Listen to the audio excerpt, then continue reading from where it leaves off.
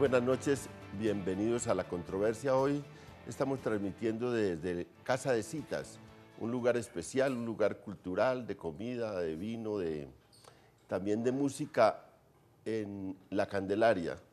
Y hoy pues vinimos a que la ciudad, a que los televidentes conozcan este sitio, pero también a un tema del momento, a discutir sobre impuestos, sobre la reforma tributaria con unos invitados que conocen del tema.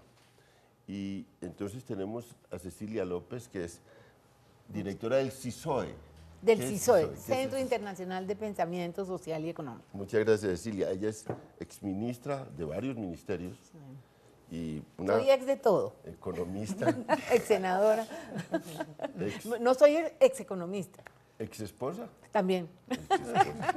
Que eso nos ocurre a muchos. Aurelio Suárez, candidato a la alcaldía de Bogotá, analista económico, ahora tiene un trabajo muy especial en Blue. Aquí le hacemos propaganda a todo, como esta es televisión pública que da ciertas libertades.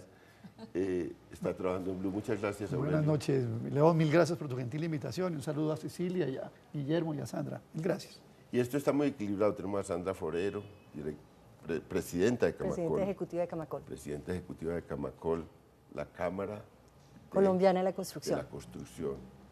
Y al doctor Guillermo Botero, presidente de FENALCO. ¿Usted fue el que reemplazó a Sabas? Sí, señor. Yo tuve el honor de reemplazar a Sabas y digo que es un honor porque fue un presidente ejemplar durante 14 años.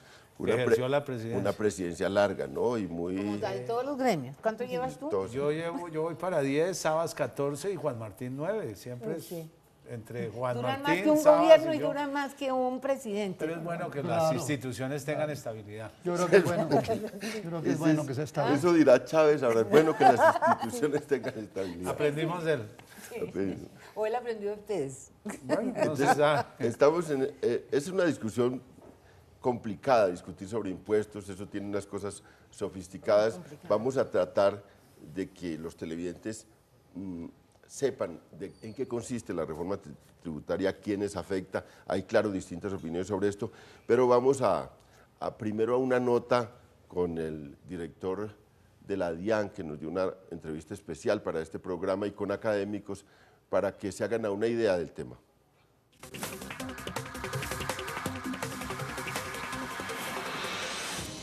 Según la exposición de motivos del proyecto de reforma tributaria, el país ha sido destacado por las agencias calificadoras de riesgo por un manejo fiscal y monetario prudente y por sus favorables perspectivas de crecimiento mientras la economía mundial sufre los efectos de la crisis de la zona euro. El recaudo, por su parte, también ha exhibido un comportamiento positivo, con tasas de crecimiento promedio del 22% desde 2010, en buena parte gracias a los esfuerzos institucionales en mejorar la fiscalización y la eficiencia en el recaudo. Estas condiciones permiten que el proyecto no tenga objetivos de recaudo, sino corregir inequidades en la actual estructura tributaria que han afectado negativamente a la clase trabajadora. La clase media, en mi opinión, que mucha gente dice que soy un salvaje y todas esas cosas, arranca más o menos cuando la gente puede consumir cultura, que son ingresos para un hogar entre 2 y 3 millones de pesos. Por debajo de un ingreso, yo diría que es clase media baja y pobre, porque es difícil que uno pueda consumir cultura. Por eso el 2.600.000 en Colombia, que es una cifra alta comparativamente, porque eso sería como un hogar de 4 millones, es que se empieza a tributar. Esa es Colombia hoy en día. Para nosotros, la clase media empieza a tocar las fronteras cuando estamos llegando a los 8 o 10 millones en un hogar. Si tienen 2 personas de 5 millones, tienen 10 millones en un hogar. Esas personas en Colombia ya no son clase media. Obviamente quieren más plata, todos necesitamos más plata, yo incluido. Pero pensar que yo soy clase media en este país, con la pobreza de este país, es difícil, porque entonces no habría nadie que puede pagar nada. Porque cuando llegas a 8 millones, ya estás en el 1% más rico de Colombia. Entonces, decir que el 1% más rico de Colombia no es, entre comillas, los que pueden pagar impuestos, pues nos quedamos sin quien pague. Y es ahí donde nosotros empezamos a apretar un poquito las clavijas. A pesar de las bondades que pueda tener la reforma tributaria, ha generado debate al interior de los gremios económicos y la academia. Algunos de ellos hablaron para la controversia. En relación con el tema laboral, por ejemplo, de tratar de aliviar al empresario en una serie de gastos que hoy tiene para dar empleo, me parece bien, porque eso posiblemente genere más empleo en términos de bajar costos, pero no necesariamente cuando uno baja costos aumenta el empleo. Ojalá que no se parezca a la medida del doctor Uribe, que en su momento lo que hizo fue cargarle los costos a los trabajadores, quitar las horas extras, ampliar las jornadas de trabajo y pagarle lo mismo.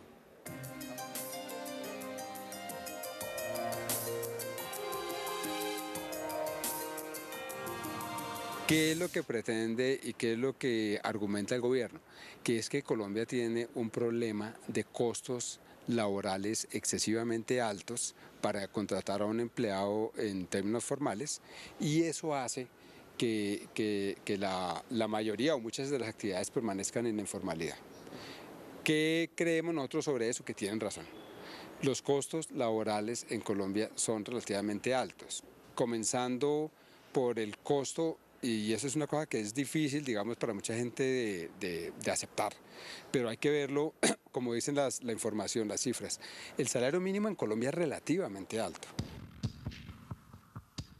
Estas instituciones durante más de medio siglo han estado financiadas fundamentalmente con recursos parafiscales. En el caso de ICBF, el 3% de las nóminas, en el caso del SENA, el 2% de las nóminas. Dar una vuelta tan impresionante para que estas entidades sean financiadas vía nuevos impuestos puede significar colocarlas en grave riesgo.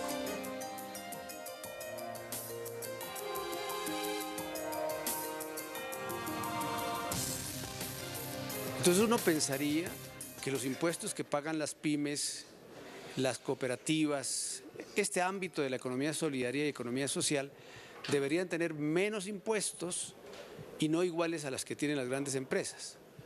Porque aquí se presenta una asimetría terrible. Las pequeñas empresas, cuando no tienen la capacidad suficiente de generar harto capital y lo que generan se lo captura el sistema financiero, bancario, pues les están quitando posibilidades de mantenerse en el mercado. El problema no es que recojan menos impuestos, vuelvo al punto, el problema es saber para dónde van. Cuando uno paga el IVA, pues realmente no tiene trazabilidad de dónde está el IVA, de hacia dónde fue, a qué estamento gubernamental fue. Eso pasa en los restaurantes y en las industrias metalmecánicas y en absolutamente todas las industrias. ¿Quiénes pueden tener un poco más de control sobre eso? De pronto los grandes contribuyentes que pueden tener cierto destino específico en sus impuestos, que hacen donaciones, que trabajan con fundaciones aliadas, tienen un poco más de control sobre qué pasa con sus impuestos. Pero los ciudadanos, los microempresarios, los pyme, no tienen esa claridad. Yo no sé por qué siempre piensan que uno tiene una mala intención con cualquier cosa que hace. O sea, si uno ya se dio la pela de aumentar el recaudo en 35 millones de pesos, que es todo menos popular, ¿ya qué diablos va a poner uno a dejar a un niño sin asistencia del bienestar o a un joven sin la capacidad de formación para el trabajo? Yo creo que esa incapacidad de poder pensar que alguien haga algo de buena fe, yo creo que es una lástima enorme de ese nivel de desconfianza infinita que le hemos logrado sembrar al pueblo colombiano.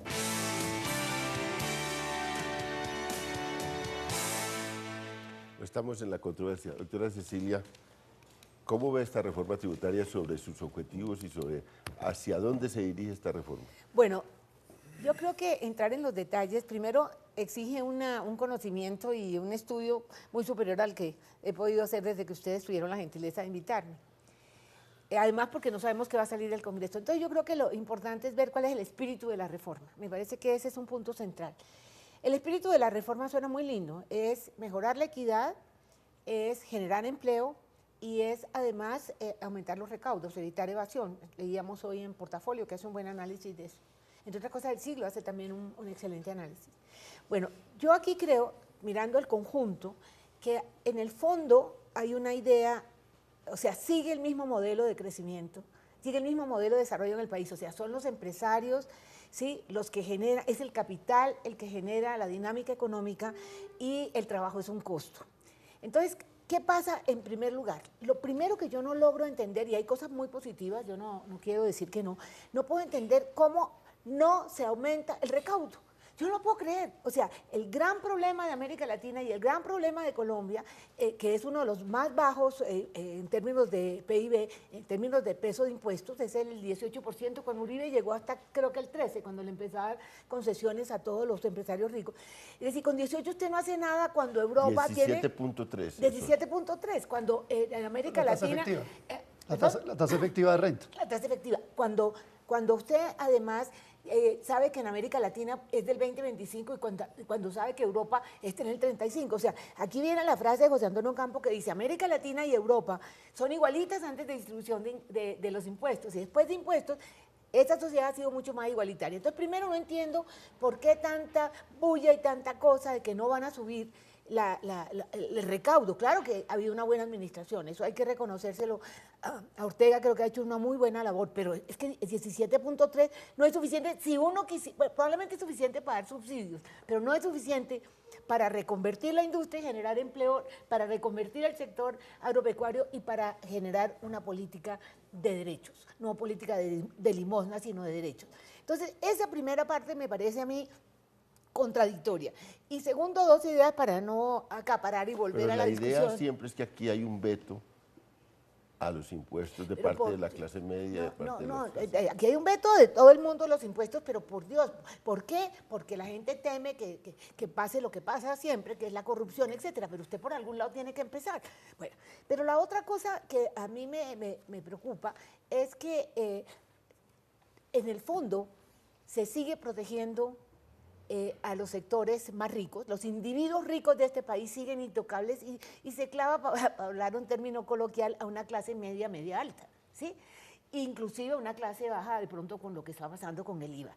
Entonces, sí hay algo de equidad. Me parece excelente, por ejemplo, que acaben con los contratos de estabilidad jurídica. Yo creo que eso era una sinvergüenzura, sin duda, que de pronto las zonas francas paguen un poquito más, pero en general el discurso no se cumple, entre otras, porque el empleo no se hace por decreto, como dice Horacio Ayala. El empleo se genera por aumento en la producción.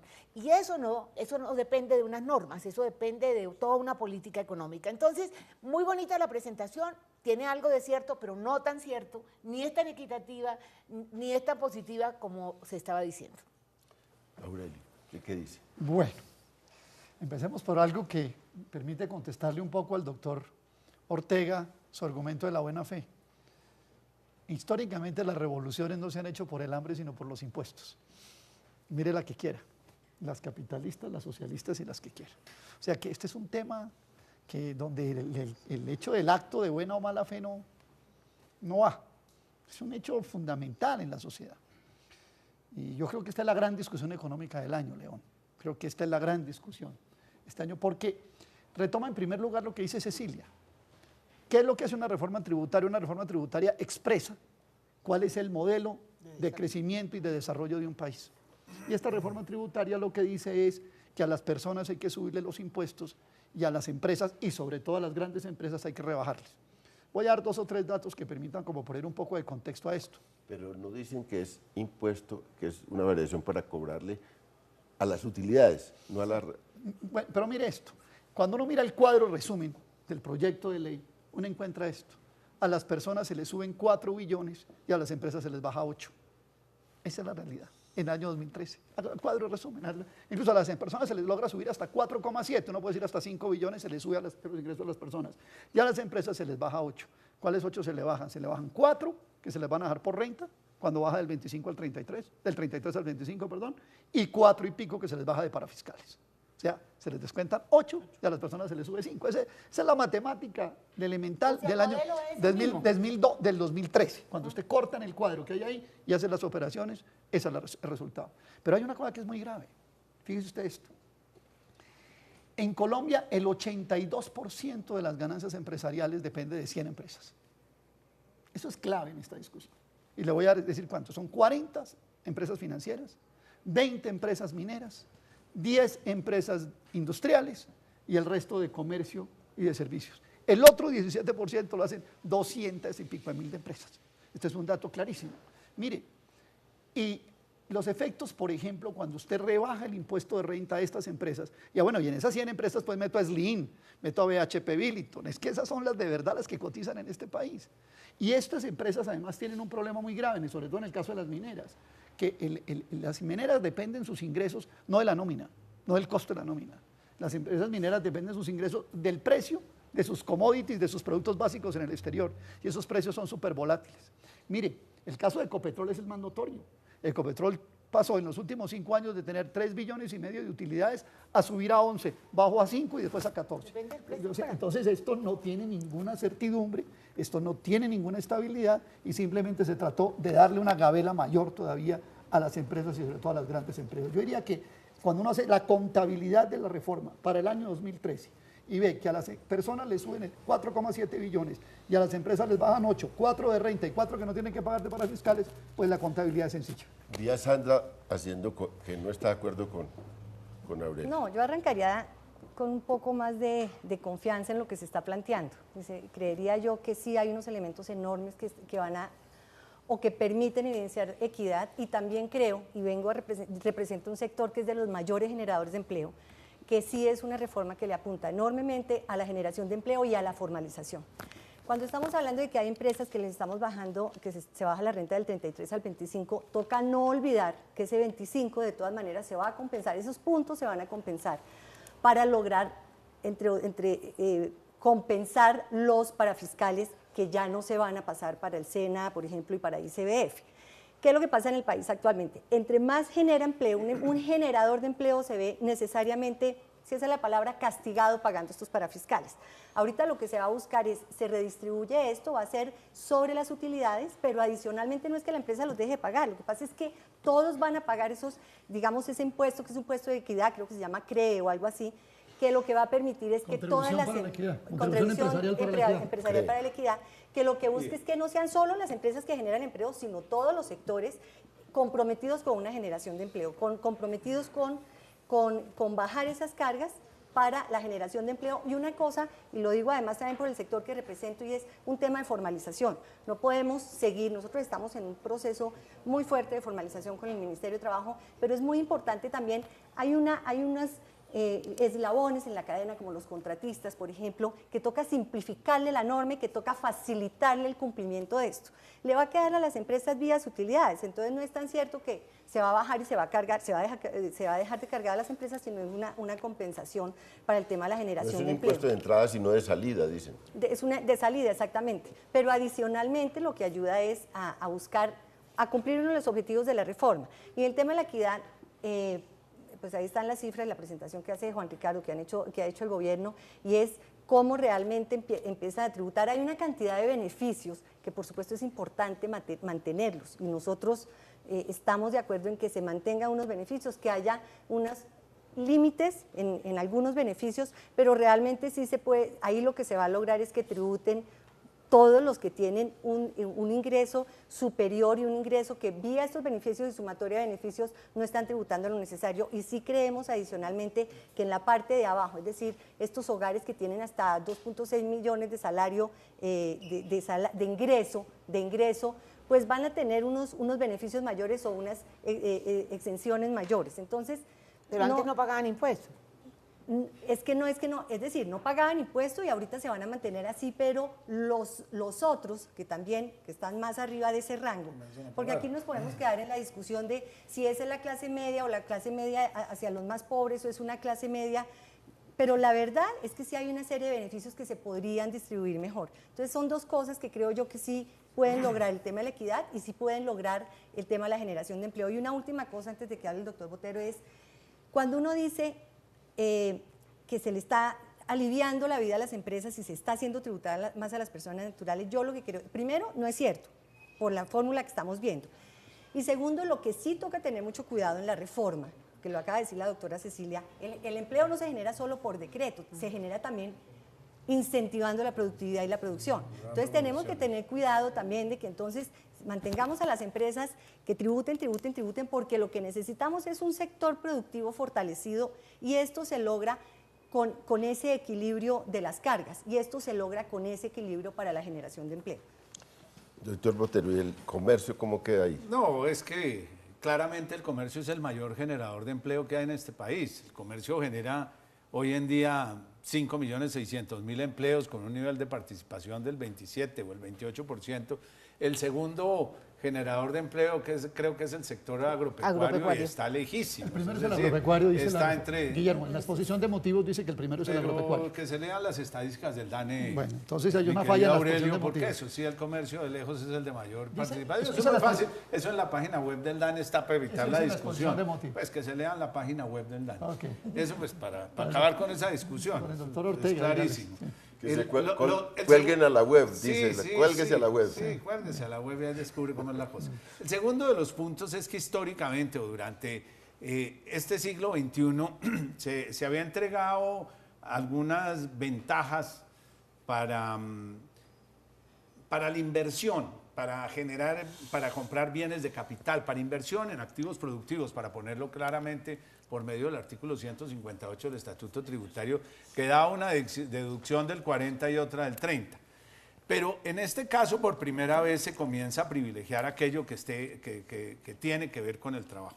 Y la situación es la siguiente, perdón. Lo primero, aquí no hay ninguna rebaja de impuestos. Todas continúan pagando el 33. Que ahora lo llamen el 25 y luego el IE, impuesto a la equidad, porque hubo que cambiarle la palabrita porque contribución tiene una connotación diferente desde el punto de vista jurídico. Entonces, el impuesto de equidad se mantiene, o sea, todos los empresarios acabarán pagando el 33. ¿Dónde está la ventaja? Pues en los 13,5 puntos que no se pagarían en salarios de 10 salarios mínimos hacia abajo. Los demás todo continúa igual, la pila continúa igual, todo continúa igual. La única ventaja va a ser esa. Entonces los sectores que son altamente generadores de empleo van a obtener una ventaja, sin lugar a dudas. Y los que son poco generadores de empleo, pero unos grandes generadores de utilidades, van a tener un impacto, la verdad, bastante alto. Pero a mí me parece que eso está bien, y si bien no se genera empleo por decreto, cuando uno en salarios inferiores a 10 salarios mínimos tiene una economía del 13,5%, pues seguramente está más dispuesto. Yo pongo aquí a los distinguidos amigos del canal que nos está transmitiendo, que si antes tenía una persona para cubrir Congreso y Casa de Nariño, de pronto con todos los ahorros dice, hombre, ahora sí voy a generar uno que me cubra Congreso y uno que me cubra Casa de Nariño, porque me está saliendo mucho más barato. Tengo unas más empleados aquí para la controversia. Claro, mucho más empleados aquí participarían. Entonces, eso en primer lugar. Hay muchísimos temas de la reforma que también tenemos que entrar a ver. Miremoslo muy rápidamente sobre los personajes, los de bajos recursos no han pagado y tampoco continúan pagando. Aquí estaban exentos de retefuente por debajo de 95 VTs, que eso es como 2.500.000 pesos, para ponerlo un poquitico más, porque ya subió la VT. Pero de todas maneras podrían deducir en la depuración de la retefuente por hijos estudiando, por medicina prepagada, por un sinnúmero de cosas. Entonces digamos que las personas de 3,5 millones de pesos hacia abajo no tributaban. Y hay otra cosa que me parece que es buena, que es la del IMAN y la del IMAS. ¿El IMAN qué es? Pues que unas personas no puedan pagar menos de. Es decir, hay un piso donde uno no se puede bajar. Eso es bien importante, porque es que encontraba uno unas personas con un salario altísimo y que por todas estas... yo no digo artificios, pero beneficios que entregan. Un salario altísimo y un buen abogado. Y un buen asesor tributario. Un buen asesor tributario lograban unas pruebas que los demás ciudadanos no somos capaces. Eso a mí me parece que en general está bien, que haya un piso donde nadie se pueda mover. Ahora, ese cuento de que aquí no se va a recaudar más, pues claro que se va a recaudar más. Lo que pasa es que no se va a recaudar más vía tarifa. Que yo diría que eso un gobierno hace una reforma tributaria para... Estamos todos de acuerdo, eso no lo discutamos. Solo dos pequeñas cositas que son bien importantes. Lo del nivel de desconfianza, pues sí, es que el nivel de desconfianza claro que existe porque depende de los funcionarios de turno. Los nuevos que llegan pues pueden pensar de manera diferente, entonces la gente siempre pide seguridad alrededor de eso. Eso es todo lo que se está pidiendo. Sí. Si hay nivel de desconfianza y quieren que todo sea claro en la ley para que después, como decimos coloquialmente, no le metan a uno goles. Y el otro punto que es muy importante que decía Cecilia, con la ley 789 cuando bajaron los costos laborales se generó empleo. Es más, había un compromiso de revisar la ley si no se generaban los 700.000 empleos. Cuando llegamos a la mesa de concertación de políticas salariales y eso se fue a revisar entre el momento en que entra a regir la ley 789 y el momento en que se estaba revisando, y claro que ha pasado por los 700.000 empleos, pero de sobra. Pero claro, pues Aurelio, vuelvo 120.000 empleos. No, váyase a la página. Ahí sí váyase a la página correcta. 120.000 empleos generó la 789. Listo. Bueno, yo quiero... Pero yo quiero terminar un poquitico con el tema de la reconversión de la industria, que ha habido un proceso de reconversión industrial importantísimo. Pero no se nota. Pero yo le voy a contar los datos. Si uno revisa los 10 últimos años de importaciones de bienes de capital, del total de importaciones, el 35% es de bienes de capital. En los últimos años ya subió al 37, vea, eso es 37 bienes de capital, Guillermo, 43 no van a materias generar primas y de 20 sustitución bienes de de mano de obra consumo. por equipo. Es posible que exista. pero ahora sí va a generar. Perdóneme, Aurelio, es que se genera empleo y las tasas de participación están aumentando, que eso es lo otro que tienes Pero que eso ver. no tiene nada que ver con la producción. Y no obstante se está generando empleo. Claro que este país ya vamos en 350.000 millones de ¿Pero dólares. qué tipo de PIB. empleo? Bueno, yo creo Yo que... entiendo, Cecilia, hasta lo que va la discusión. Perjudica a la clase media, según veo que dicen, pero a los pobres sí, pobres los favorece. ¿Por qué? ¿En qué sentido? Bueno, el conjunto de la política lo favorece porque hay una política social de subsidios y asistencial a los más pobres. Y eso no se puede negar, eso está mejorando la situación de los pobres, no los va a sacar de la pobreza, no les va a dar autonomía económica, no se ha mejorado la oferta de servicios, sino la demanda. Toda la gente está demandando más, los pobres están demandando más educación y salud, pero la educación y salud sigue siendo pobre para los pobres. Pero o sea que en conjunto de la política sí se están beneficiando a los pobres. Yo aquí, el perjuicio puede ser por el lado del IVA.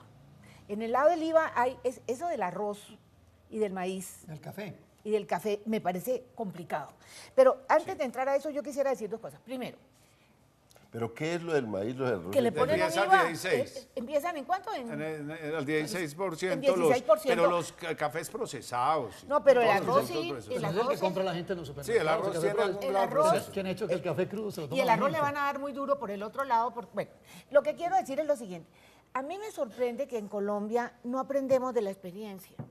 Tú puedes dar esas cifras, pero el grueso de la gente que ha estudiado estas reformas, que parten de la base que al bajarle los costos a los empresarios que generan empleo, demuestran que no ha sido así. Y la prueba de verdad es que hoy tienes un jurgo de gente trabajando, 21 millones de personas, pero de esas tienes casi el 70% en la informalidad. Pero es que hay un instrumento también para la No, formalidad. un momentico, no, pero es que ese instrumento de la formalidad... Se supone que eso es lo que va a atacar. Se la- supone, Claro, es puede que- que ayude a cambiar, pero el volumen de empleo, usted sabe lo que es pasar el 70%, ustedes en la construcción, pero es que no ¿ustedes está- tienen cooperativas de trabajo asociado? No, pues si Seguramente las prohibieron, tienen. ya se No, clavaron. Pero ahora se les No, van a por eso, legalizar pero sin se los la- parafiscales. No, Ahora se porque- les legaliza porque perdón, ya pero abrieron. a ver, es que no se déjame acaban decir los... algo Pero a ver, importante. Aurelio, Bueno, aclaremos que no, no se un acaban los No, parafiscales. pero Acaba déjame- Cecilia, déjame yo también terminar. quiero Pero comentar. entonces lo Yo quiero primero... comentar algo ahorita porque Porque acaba no Cecilia. mandemos el mensaje Tres puntos. equivocado. No se Primer acaba. punto, Colombia ha tenido experiencias de bajarle los costos a los empresarios y que no generan el empleo que Colombia necesita, que es un empleo decente. Segundo, yo estoy aterrada que toquen el ICBF, que toquen el SENA y no tocan las cajas de compensación a las que les caen es 4% de la nómina, un chorro que llevan muchos años, claro que han cumplido una labor para la clase media. Y para algunos ricos, mucha gente rica fue a hacer mercado a los supermercados de Cafán, del 80 y pico, etcétera. Pero ellos tienen suficiente músculo financiero para continuar y no las tocan. De nuevo, esa es la politiquería, es el poder de las cajas que no dejan que nadie, es el lobby en el Congreso. Y finalmente quiero decir algo para lo de equidad. Una cosa grave que tiene esto, y estoy repitiendo palabras de Horacio Ayala, que es una persona a quien yo le creo mucho en ese tema, es que se está grabando, y siempre se ha hecho en Colombia así, lo mismo las rentas de trabajo de las rentas del capital. Por ejemplo, tienen la misma tarifa la persona que reciben 300 millones al año o reciben 1.500. Resulta que el que recibe 300 son salarios, pero el que recibe 1.500 no son salarios. Son rentas de capital. Ya es utilidad. Exacto. Entonces, esto me parece que es supremamente inequitativo. Y esto es un principio que ha estado en todas las reformas y persiste en esta reforma. Bueno, yo quiero señalar algunas cosas. A mí me preocupa, voy a empezar con esto. Doctor Botero y doctora Forero, ustedes sí leyeron ¿tienen otra ley de reforma tributaria? No, porque no, la ley tiene 49 páginas, la hemos mirado la exposición de motivos, desde el jueves por la noche a la carrera, pero más en los artículos. La exposición de motivos que tiene la ley dice totalmente lo contrario de lo que ustedes han dicho. Y voy a empezar por esto. Primero, no es cierto, doctora, no es cierto que se compense la destinación específica de parafiscales con el 8 del CRE. No es cierto. Y le voy a hacer la cuenta. El año pasado, 20.000 empresas reportadas por la Superintendencia de Sociedades, más todas las empresas de la superfinanciera, reportaron ganancias por 43,3 billones de pesos. Anote el número, 43,3 billones. Eso multiplicado por 8 le da 3,3 billones de pesos. Y el presupuesto del SENA y de Bienestar Familiar fue de 5 billones. Puede ir a la página web del SENA y Bienestar Familiar. Bueno, sí, quiere decir que con el CRE no compensa el presupuesto. Por eso, pero hay una partecita de la reforma, pues que yo creo que si no la leímos los dos la misma. Hay una partecita de la reforma que lo que dice es, de todas maneras, las empresas. Porque lo que no puede pasar es que se vaya... Es que yo estaba hablando y usted me interrumpió. Digo, yo sé que los parafiscales de 10 salarios mínimos para arriba se mantienen, pero haga la cuenta. Es absolutamente claro dos cosas. Es absolutamente claro dos cosas. El 8 del CRE no va a producir el equivalente al presupuesto de Bienestar Familiar y del SENA, no lo va a producir. Pero ojo, Guillermo dijo una cosa que es muy importante y ayer la ratifica el ministro de Salud en la entrevista en El Tiempo con Yamid. Dice, además lo grueso ni siquiera es eso, lo grueso es lo de la salud. Esto vale 12 billones de pesos y van a terminar los trabajadores teniendo que pagar la parte que los empresarios ponían de la salud. Hay una reforma a la salud, hay una reforma. El ministro de Trabajo, Gaviria, lo dijo ayer en la entrevista con Yamid Amad. En el medio de la reforma tributaria hay una reforma al tema de salud. Eso va a ser así. Bueno, pero además otra cosa, perdóneme. Es que nos tenemos que ir a una... pero una cosita. No, lo de la formalización del empleo. Aurelio hace unas cuentas que no estamos de acuerdo. Yo le hago otras cuentas. La formalización del empleo. No hay un solo estudio, ni siquiera los que citan, los de Hamann y Mejía, los de Wills. No hay un solo estudio que hable de que quitando los parafiscales se formalice más del 10%. O sea, estamos hablando de toda esta reforma tributaria es supuestamente en el mejor de los mundos para que de 12 millones de personas que están en la informalidad apenas se formalice 1.200.000. Pero sobre las cifras de Aurelio. Pero bueno, quedaron picados ustedes. Pero claro, es que Aurelio saca unas cifras, yo no sé de dónde nos vamos a una de la superintendencia. Nos vamos a una pausa. Pero yo se la saco. Tenemos que irnos a una pausa. Esto es televisión pública, pero también tenemos pausas. Bueno, muy bien. Vamos a la pausa.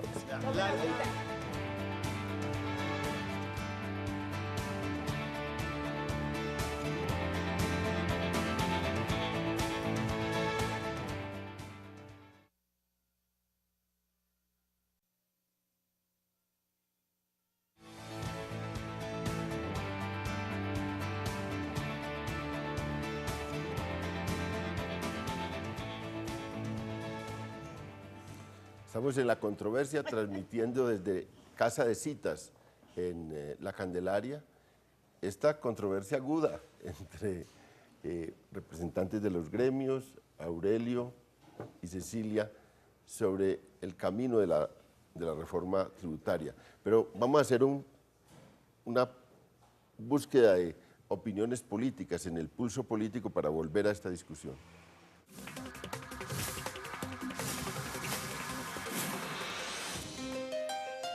La reforma tributaria empieza a generar polémica, no solo en el sector económico, como lo vimos en la nota anterior, sino también en el sector político, que en La Controversia se pronunció al respecto. Es una reforma para la equidad. Lo que pretende es que los ricos paguen lo justo y que a los pobres no les cobren lo que no deben pagar. Pero además contiene unas medidas que resultan importantes para generar empleo. El cambio trascendental de no cargar un impuesto al empleo, que son los parafiscales, y más bien financiar SENA y Bienestar Familiar con impuesto a la renta, resulta muy interesante, siempre y cuando se garantice la financiación del SENA y del Bienestar Familiar, que cumplen una labor social irreemplazable, que es la prioridad. Nuestra preocupación frente a la reforma es poder garantizar que el cambio de fuente de financiación de parafiscales a un nuevo impuesto de renta de ninguna manera afecte los presupuestos del SENA, del ICBF y de la salud. Subir un poco la tarifa a los altos ingresos salariales y de honorarios de la clase media colombiana no puede denominarse aumentar la progresividad, cuando al mismo tiempo se está reduciendo en 8 puntos la tarifa del impuesto sobre la renta para las empresas. Pensaría que la presentación que le debemos dar no sea esa, sea más bien bajarle un poco la carga impositiva que hoy mantiene paralizado y con dificultades de crecer a los espacios laborales que nosotros necesitamos en nuestro país para equilibrar un poco las cargas. Yo creería que la solución entonces para el SENA, para el ICBF, sería buscar garantizar recursos con otro origen, pero no necesariamente una carga parafiscal tan alta. Yo no sé esa mala costumbre que tenemos los colombianos, lo que está funcionando bien, entonces vamos a ver cómo lo acabamos o cómo lo destruimos. Tengo la seguridad absoluta de que si le retiran estos ingresos a estas 3 instituciones, por más que se diga que se van a crear en otra parte, se van a acabar. Nadie ha pensado en quitarlos, nadie los está quitando. Los parafiscales han tenido un problema y es que no crecen como la economía porque no crece el empleo formal. Entonces la discusión se dice, miren, tratemos de que esto crezca como está creciendo el país. ¿Hace cuánto no crecen los parafiscales de manera dinámica porque el empleo en Colombia no crece? Yo no quiero satanizar ninguna propuesta. Si los parafiscales sirvieran para la moderación, garantizándole las otras rentas, y sirviera para generar empleo, lo importante es garantizar los recursos al SENA y garantizarle los recursos al bienestar familiar.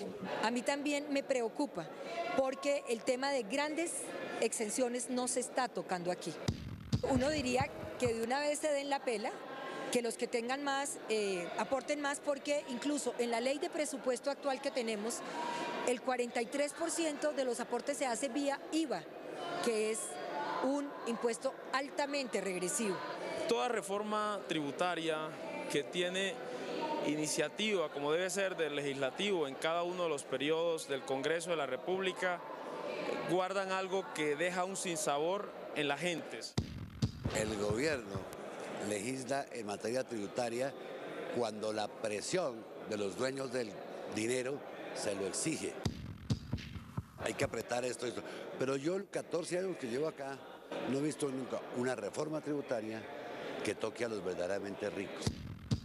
Las reformas tributarias de este gobierno y todos tocan a las clases medias, a la clase trabajadora.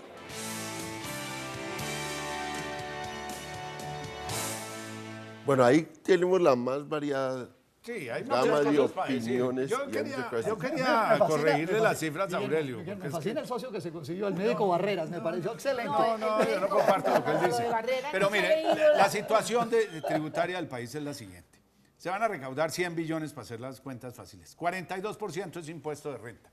De ese 42%, el 80% lo generan las personas jurídicas, es decir, 33 billones de pesos. Y el impuesto mágicamente es 33, es decir, por cada punto se recobra 1 billón. Van a rebajar teóricamente, porque vuelvo, insisto, que no hay rebaja, sigue siendo el mismo 33, eso genera 8 billones de pesos, no hay nada que hacer, eso es lo que va a generar. Contra hoy en día un punto de parafiscalidad debe estar del orden de 850.000, 900.000 millones de pesos, lo digo por los presupuestos del SENA y del Bienestar Familiar que los conozco. Genera eso, entonces sí hay buen trade-off entre esto y lo otro, es decir, el gobierno va a recaudar muchísimo más por el 8% que efectivamente lo que podría recaudar de 10 salarios mínimos para abajo. Pero mire una cosa, vuelve doctora, paralelo o simultáneo con el crecimiento. No, yo solo quiero complementar eso, porque eso lo vuelve, como decía Ortega, simultáneo con el crecimiento de la economía, que los parafiscales así no crecen, no crecen en esa misma proporción. Bueno, entonces, acá sí se está amarrando, es un crecimiento... Bueno, yo hubiera sacado el 2% del IVA, del 2% del SENA. La SENA lo hubiera dejado intacto. Dos cosas que le quiero aclarar. Primer punto le quiero aclarar esto. Evidentemente hay una reducción en la tasa de renta efectiva. Por lo siguiente, Guillermo, es matemática elemental. En el 13,5, Aurelio. Yo te escuché. Sí, en el 13,5. Me disculpas, por favor. Cuando tú tenías una tasa del 33 y hacías unas deducciones y unas exenciones, etcétera, llegabas a una tasa efectiva del 17. Ahora las deducciones y las exenciones se hacen sobre el 25%. O sea que la tasa efectiva se vuelve casi el 12%. No, es evidente, claro, porque ya no es, ese es el truco. El truco ya no es descontar las deducciones del 33, sino descontarlas del 25. Si no se ha dado cuenta, eso es matemática de primero y primaria. La segunda cosa es esta, Guillermo, que es la siguiente. Lo que dice la doctora, que los contratos de seguridad jurídica, que están en trámite van a seguir vigentes. Luego aquí tampoco hay más descuentos todavía para esas grandes empresas. Y la otra que quiero señalar, que me parece de la mayor importancia, es que va a generar empleo. Si en el país hubiera un modelo de generación de empleo, pero ¿dónde es que se está generando el empleo? El doctor Botero, que va tanto al DANE, entre a la página del DANE de empleo y encuentra lo siguiente. Primero, la primer motivo de generación de empleo es el empleo sin remuneración. 20,6% ha crecido en el último año. El segundo es el empleo... O sea, la gente que trabaja por la comida. El segundo es el empleo doméstico. Y el tercero es la cuenta propia. Luego, no hay un ambiente económico, un entorno macroeconómico, un entorno de la economía que permita redundar en creación de empleo, la eliminación de los parafiscales. Le vamos a eliminar los parafiscales al sector que más genera empleo, que es el empleo sin remuneración. Quiere decir que el 13,5 es más bajito de lo que dices con todos esos análisis. Bueno, que yo creo que en este momento, a la altura de esta discusión, el público debe estar absolutamente confundido. Yo creo que esto demuestra... Pero la confusión viene en la claridad, ¿no? Bueno, sí, pero yo creo que hay algunas cosas que, a ver si me lo permite. Primero, yo creo que hay algunas cosas positivas. El solo hecho de que, yo digo que este gobierno es un gobierno neoliberal con un barniz de equidad. Eso no es lo que necesitamos en este país, era sin barniz. O sea, ya para eso hay una diferencia bien importante. Pero estamos lejos, estamos empezando el proceso a que este país hable de equidad. ¿Sí? Y que se habla de que no pagan los ricos, etc. Me parece que en ese sentido eso es importante. Segundo, que se crea que se va a generar empleo con esta discusión que inició FEDesarrollo de que eran los parafiscales, eso lo vamos a ver. Pero me parece que algo se puede producir en términos de formalización más que de generación de empleo nuevo, es lo que yo creo. Y vamos a ver, porque es que la generación de empleo nuevo necesita producción, es que el empleo lo genera la producción. Bueno, entonces me parece que el mensaje es bueno. Ahora, no es exacto. No es exacto porque siguen los principios básicos de un modelo que es regresivo, que es el sector privado, que son los señores ricos que no se pueden tocar y que las rentas de capital, y esto es muy importante, se pueden gravar lo mismo que las rentas de trabajo. Eso es inequitativo y eso sigue igualitico acá. Ese es el ABC de la economía tributaria. Eso me parece que mientras tengan eso, no hay nada que hacer. Lo otro es que si queremos hablar de equidad, yo sí insisto en la tierra. Yo acabo de llegar de recorrer Montería y Sincelejo, Córdoba y Sincelejo, no. Miren, por Dios, Sincelejo tiene el 70% de su empleo informal, tiene 16% de tasa de desempleo abierto.